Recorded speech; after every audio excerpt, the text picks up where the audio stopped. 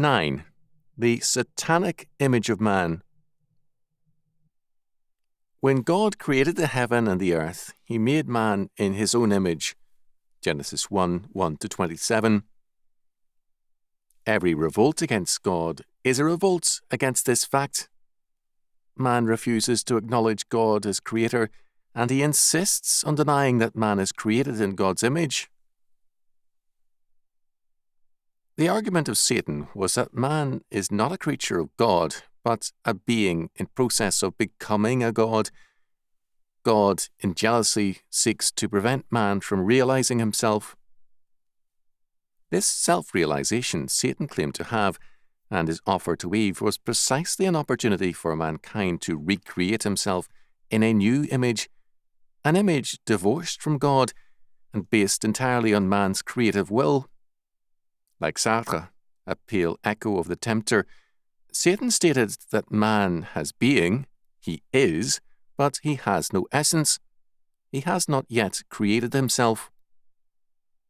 This opportunity Satan provided. Ye shall be as gods, knowing good and evil. Genesis 3:5. If you revolt against God's law and become your own creators. Satan has rightly been called the ape of God. His plan is a parody of God's plan, and his standard is, in essence, an anti-standard, a negation, not a new creation. In rebellion against God, Satan decided to create his own heaven and earth out of the materials of God's creation. His program thus involved enlisting man as an ally, but an ally who would have to be remade in order to participate in Satan's plan of action. His approach to Adam and Eve was thus an acted proclamation which in effect declared, I will remake man, in my own image I will remake him. History, thus, is the development and warfare of two contending concepts of man, the two differing concepts of creation. The name Satan gives an indication of his nature.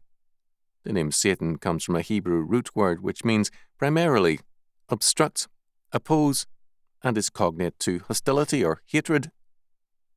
Satan is thus the obstructor, the accuser, the adversary. He is also called Belial or the worthless one, 2 Corinthians 6:15. He is also termed the tempter, Matthew 4:3. 1 Thessalonians 3:5, compare 1 Corinthians 7:5, the evil one, Matthew 13:19, 1 John 5:18, the accuser, Revelation 12:10, the enemy, Matthew 13:39, Luke 10:19, the prince of demons, Matthew 9:34, 12:24, Mark 3:22, Luke 11:15, the ruler of the world, John 12:31, 16:11, and the prince of the power of the air, Ephesians 2:2. Jesus called Satan Beelzebub on 2 occasions, Matthew 10:25, 12:24 and 27, compare Mark 3:22, Luke 11:15, 18 and 19. In Revelation, Satan is called the great dragon, the ancient serpent, Revelation 12:9, 22 and 3 and 10. These and other terms all underscore the essential negation of Satan's role. This work of negation has as its goal, however, a new creation in Satan's image, a new world order without God and with only a humanity made into gods. Strimple has described the new theology, which undergirds much seminary training, which is the basis of ecumenicity and which attempts to unite some Catholics, Protestants, Jews, and Marxists. What is this newly emerging ecumenical theology? Its background is a secular mood of contemporary man, a mood which Harvey Cox defines as the turning of man's attention from other worlds and towards this one. In turning our attention to this world, we are told we see that it is a world which has come of age, it has reached maturity, it has cut God's apron strings, and it realizes that man himself can and must accomplish anything which is to be accomplished in this world. End quote. This is a theology of revolution. but the primary revolution is against God. The determination of history is in man's hands, not God's, according to this faith. God is so defined in this new theology that he disappears and man replaces him. As Trimble points out, quote, some might object, do we not often read in the literature of this new theology of hope, this theology of revolution, that the coming kingdom is the kingdom of God? Yes, we do, but we must understand what the word God means in the new theology. God is defined by Harvey Cox as the not yet. He supports the Marxist Ernest Bloch in affirming that either this full life to come may be called God, or man in achieving his potential in the future may be called God. This is a transcendence which even the communist Roger Garaudy can accept. There is something going beyond or transcending nature, history, and individual experience. It is the future. Saying that it is the kingdom of God, then, is simply saying that it is a society which is still future, but it is the job of the church to make it present. Jesus devoted his life to that task, we are told, and so must the church. The kingdom will be brought in, as the New Testament teaches us, by fire, by the cleansing flames of revolution, not by peace, but by the sword. Thus, the Church's role in the new theology is to be the vanguard of the revolution and its ministers, the revolutionary leaders or elite. Johannes Metz, Austrian Roman Catholic theologian, calls his a political theology and sees as its task to awaken in the areas of church and theology a responsible understanding for the significance of revolutionary violence under certain historical conditions. Violence, in certain respects, can be a disguise, a pseudonym for Christian love. End quote. This theology of hope is potentially far more radical than the death of God ever was. It is, of course, a development of the death of God school of thought. Having proclaimed the death of God, it must now proclaim the death of man as God made him, in order to realize the quote-unquote hope of man coming to birth as apostasy and revolution imagine him. The modern church, therefore, is doing far more than merely doubting certain aspects of Scripture. Its problem is more than a weak faith or even no faith. It is a radically alien faith, an acceptance of the Satanic plan as the blueprint for the new creation. This fact has major implications for the psychology of man. Fallen man is aggressively concerned with an ambitious program of remaking all things. This requires a steady assault on and capture of all men and institutions for this grand plan of establishing the independence of man from God and making man over again into the new God of being. We have seen the meaning of authentic humanity in the hands of the new theology.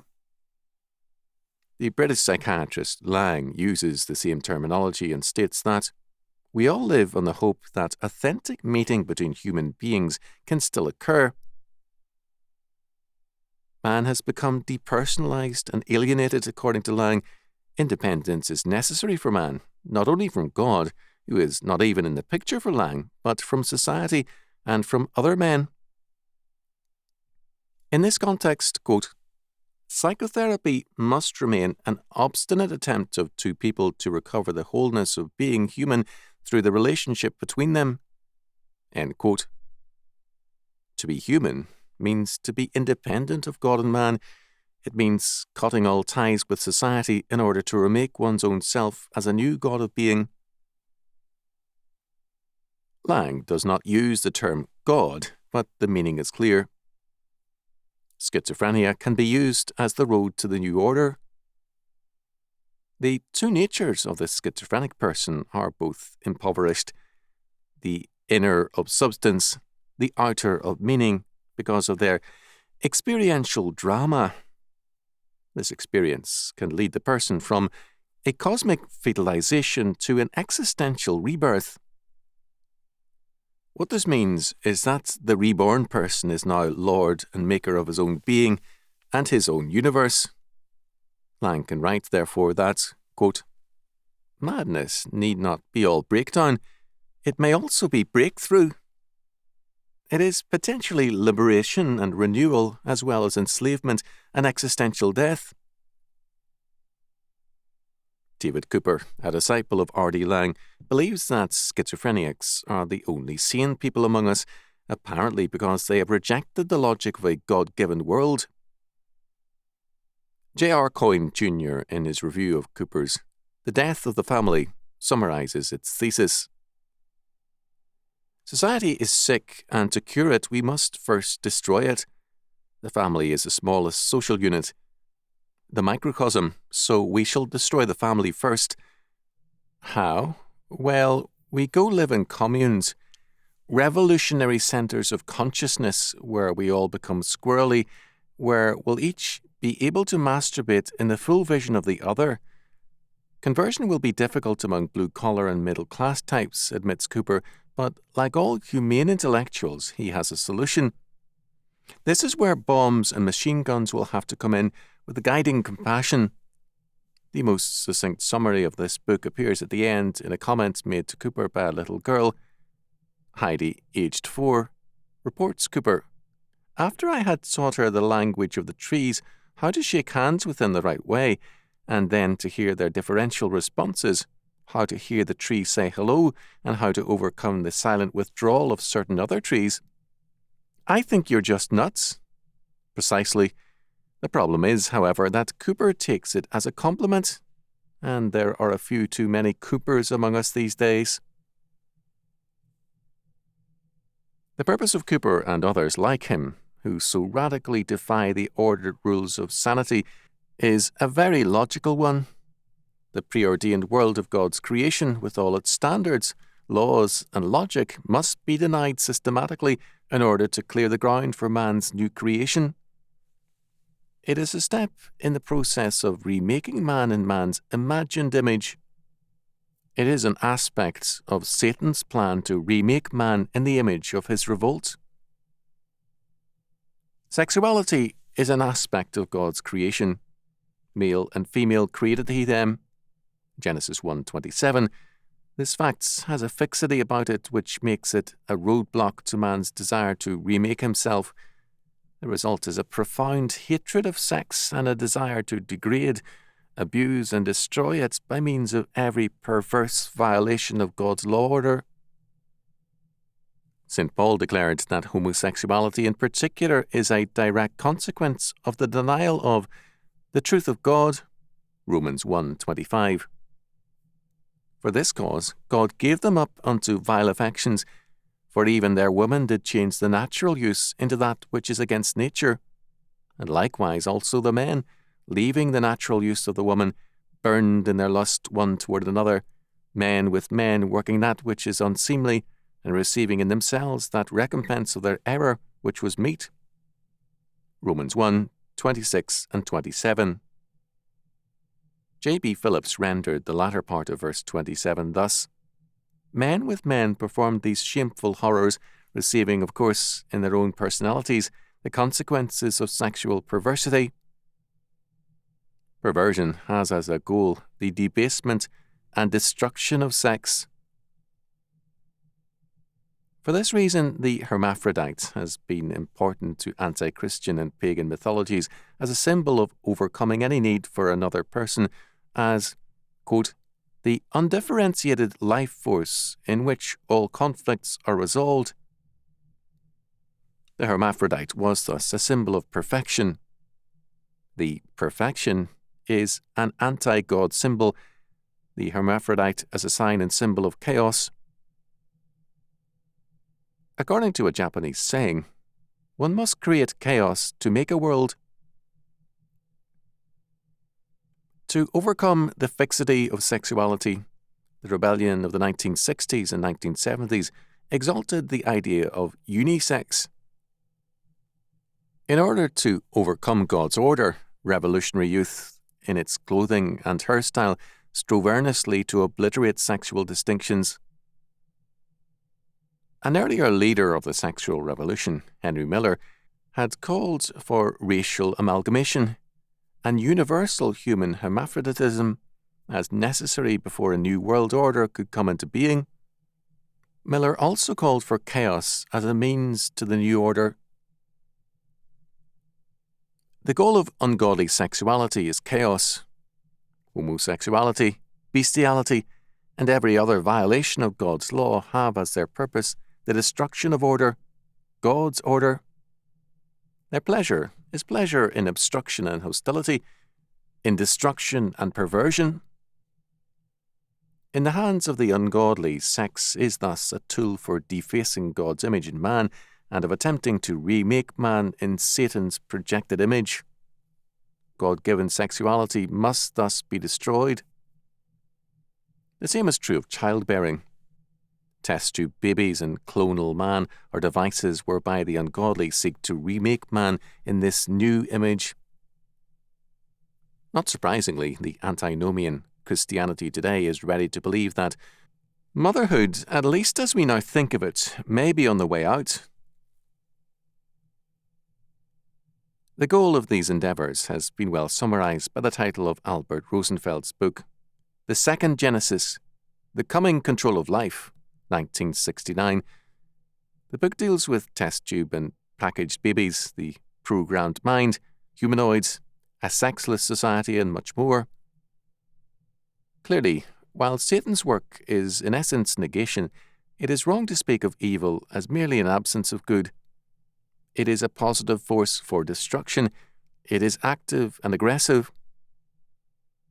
The plain meaning of the temptation in Eden, as well as the temptation of Christ in the wilderness, is that Satan is not content merely with the destruction of God's kingdom and of God's image in man, but also seeks to remake man in his own imagined image. Two active forces are thus at war.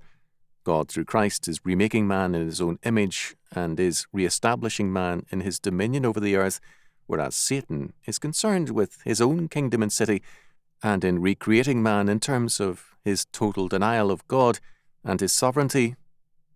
Evil, thus, while negation, is not merely an absence, but an active, aggressive force trying by parody to ape God and play creator. This it cannot do, nor can it move a step apart from God's predestination and purpose. But, in the providence of God, these forces are active and they are the mainspring of political, educational, and revolutionary activity in the modern age. They are now also basic to religious activity within the churches. The nature and psychology of man, thus, cannot be understood without a realization that man, created in the image of God, is now trying to abolish that creation and to institute a new and satanic creation. Sartre was cited earlier as an example of the philosophic denial that man is a creature. For Sartre, man is his own maker as he seeks to free himself from everything except his own existence. As Molnar points out for Sartre, evil is a refusal to choose freely and, through constantly renewed choice, to choose oneself as a free existent. Evil is then the fact that not everybody follows the example of Jean Genet, that we are not yet immersed together in objective totality.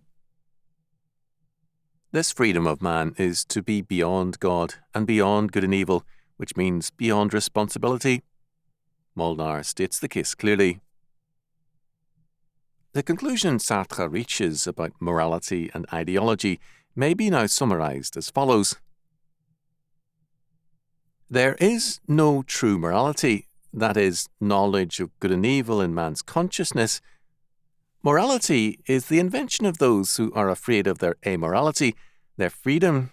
Those having reason to be afraid of freedom are the possessing classes whose economic interests favour the status quo.